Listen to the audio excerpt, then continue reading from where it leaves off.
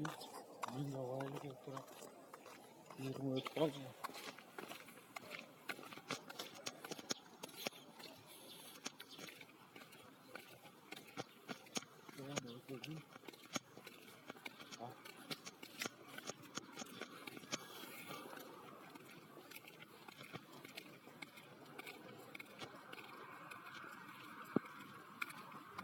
Hava çıkar seyredin.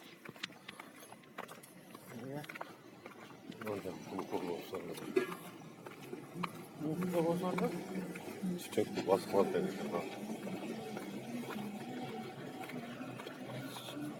Dalga renklerini koyacağım ya.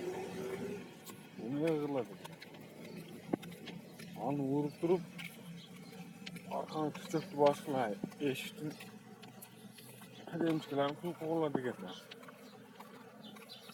Bekliyor sana.